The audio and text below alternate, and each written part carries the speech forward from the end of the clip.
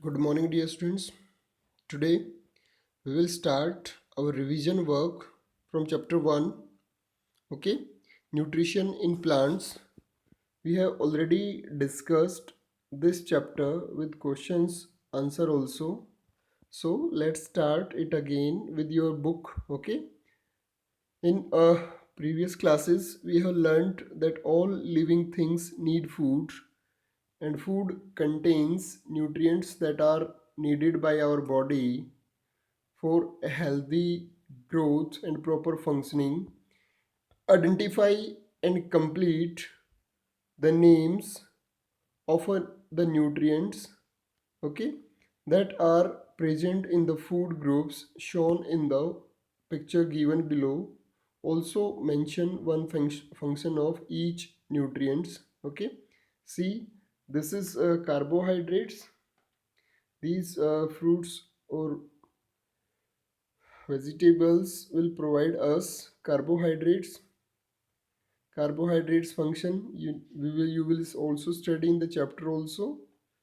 Okay, in then the fats for the growth and functioning of the body, providing energy, carbohydrates, and then proteins help out in repairing worn out tissues, and then minerals, okay, helps in the proper functioning of the body. And in earlier class also, what you studied, why food is essential for all the living beings or organisms. Green plants can make their own food. Animal depend on plants and other animals for their food. Okay. In this particular chapter, we will study about how the plants prepare their food. Okay. How they get nutritions, and we will study about the mode of nutrition: autotrophic, heterotrophic mode of nutrition in plants, photosynthesis process, saprophytic, parasitic, insectivorous, and symbiotic plants. Okay, let's start. Nutrition. Got it? The living things need energy to perform various life processes, and this energy is obtained from the food. The process by which living organisms take in food and utilizes it to carry out different life processes is called nutrition. Got it? The process or the mechanism by which the living organisms take their food and how they utilizes that food for for doing various activities, different tasks in their daily life. This is called nutrition. And living organisms have two modes of nutrition. One is autotrophic, other is heterotrophic. Auto means self. Okay, auto means self and trop means nutritions. Autotrophic nutrition will be this type of nutrition process will be adopted by the plants because they prepare their food by themselves. That's why they are called autotrophic autotrophs. Okay, auto, as I told you, self, and trops means nutrition. Okay, so the mode of nutrition in which organism make their own food using simple substance from their surroundings is called autotrophic nutrition, and those who did this activity are called autotrophs. Some bacteria, algae, and green plants are autotrophs. You can see in the pic also. In picture A, autotrophic bacteria shown over there, no stock, viewed under the microscope. Got it? The one thing from this, they cannot be seen by our naked eyes. So they are very much small in size. We need to use microscope to view these bacteria. Okay, and then seaweeds, you can see these are easily visible to us, and ornamental plants are also there. They are autotrophic kind of plants. Now hetero means others and trops mean again nutrition. The mode of nutrition in which organism depends on other organism for their food is called heterotroph. Human being is also an heterotroph. Human being have to depend on animals as well as plants for their foods and various requirements. Okay, organisms that follow heterotrophic mode of nutrition are called heterotrophs. Fungi, some plants and animals, I told you, including human beings, they are autotrophs. Okay, autotrophic nutrition in plants. We all know all the green plants are autotrophic, and they prepare their food by a process called photosynthesis, and this process takes place in green leaves of the plant. Leaves are often called food factories also. Okay, in your 1 mark questions or MCQs, this question can be asked: which part of the plant is also known as food factory? So leaves will be the food factory of the plants. Photosynthesis, the word we all know, photo. Many times we ask someone, then click a photo of me. That means when light will fall on us, then the photo will be flashlight will fall on us, then the photo will be captured. Okay, photo means light, synthesis means putting together or combining. Got it? The process in which green plants convert water and carbon dioxide to sugar and oxygen in the presence of sunlight and chlorophyll. Chlorophyll is a green pigment that is present in the green plants. Okay, so chlorophyll is in the presence of sunlight, and chlorophyll is called photosynthesis. Photosynthesis takes place only in the presence of green pigment called chlorophyll, sunlight, carbon dioxide and water. Got it? Now, water. We all know the water is after oxygen. It is the most important thing for the living beings. Okay.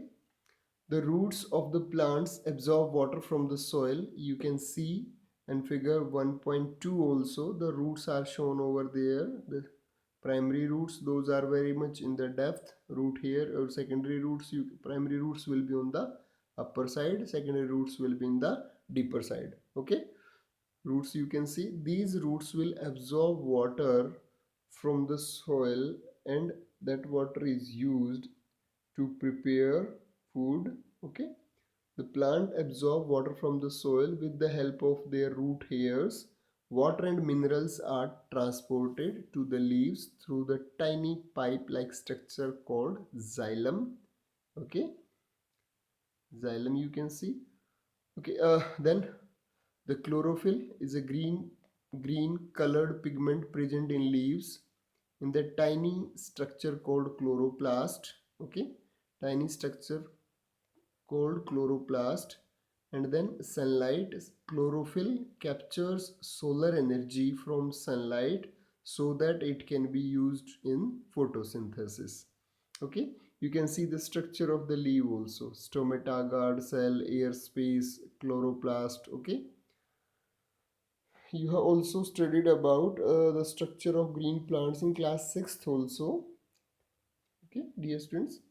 So each stomata is surrounded by the two bean-shaped cells called guard cells that control the opening and closing of the stomata. So these are some essential factors. Those are needed for photosynthesis. Among them, we started with water, chlorophyll, sunlight, and carbon dioxide. Green plants takes in carbon dioxide in the form of air through tiny pores called stomata. Okay, the stomata are present mostly on the lower surface of the leaves. Got it? It will not be present on the upper surface. It will be found in the lower surface of the leaves. The process of photosynthesis: during photosynthesis, the solar energy captured by chlorophyll is used to combine carbon dioxide and water to synthesize the product glucose. Glucose is a simple carbohydrate carbohydrate, and is used by the plant as a food. Got it? It is used by the plant as a food. Oxygen is formed as a byproduct and is released into the air through the stomata. Oxygen is released into the air through stomata. It is a byproduct. The main product is glucose, which is a form of carbohydrate. Okay. You can see in the diagram also photosynthesis in green plants. Oxygen will be released, water will be absorbed through the roots of the hair of the roots here. Oxygen is released in as a byproduct. Carbon dioxide will be absorbed through the stomata, and the light energy will be extracted by the green pigment of the plant. It will convert it into solar energy. Glucose will be stored in the plant as a food. Okay, so you can see the word equation also, carbon dioxide plus water in the presence of sunlight and chlorophyll. They will form sunlight and chlorophyll are also known as catalyst. Catalyst are those substances which do not take part in the reaction, but they will speed up the reaction. Glucose plus oxygen. Got it? Figure 1.5, describe the process of photosynthesis. Excess glucose is converted into starch. Starch is stored in different parts of the plant such as leaves, roots and stem. This food is transported to the other part of the plant through tube-like structure called phloem. Okay, let's discuss some more. You can see, you can do some activities also to show that the photosynthesis takes place in green leaves only. Okay, just read out this activity and other also to show that chlorophyll is necessary for the photosynthesis. You can see, try out this also to show that the light is necessary for photosynthesis. Okay, again these are some activities to cross check that all the factors or parameters like carbon dioxide, water, sunlight, chlorophyll, all are necessary for the photosynthesis process to take place. If any of them will be missing, then the photosynthesis process cannot take place. Okay. Special cases of photosynthesis. There are some special plants in which photosynthesis takes place. Besides the leaves, photosynthesis can also take place in other green parts of the plant such as stem and branches. In desert plants such as cactus, cactus is an exception in which the photosynthesis takes place through the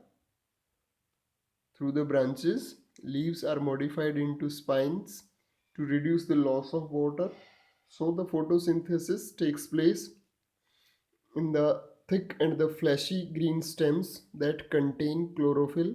Some other organisms such as cyanobacteria and algae also contain chlorophyll and can photosynthesize. Okay, algae growing on the rocks you can see, as well as red maple leaves. Okay, spine in the cactus plant that will help the cactus plant to perform the photosynthesis by reducing the loss of water. Okay, leaves that have color other than green also have chlorophyll. Green color of these leaves is masked by the red, brown and other pigments. Now, synthesis of other plants, synthesis of plant foods. Carbohydrates that are made by plants during photosynthesis are composed of carbon, oxygen and hydrogen. Using these elements, plants also synthesize other components of food such as fat, vitamins and proteins. Apart from carbon, hydrogen and oxygen, also protein also contain nitrogen. Although air contains 78% of gaseous nitrogen, I told you earlier also the present air is surrounding us, and that air contains 78% of the nitrogen in the form of gas. We all know the plants or human being cannot directly take nitrogen in gaseous form. That nitrogen is converted by the plants into soluble form, and then it is absorbed by the plants. Some of the plants have certain bacteria in their roots which help to convert the nitrogen into usable form in the soil. Sometimes farmers also add nitrogen rich fertilizers to the soil. In this way, plants fulfill the requirement of the nitrogen to synthesize food components other than carbohydrates. Okay, let's do the fill in the blank.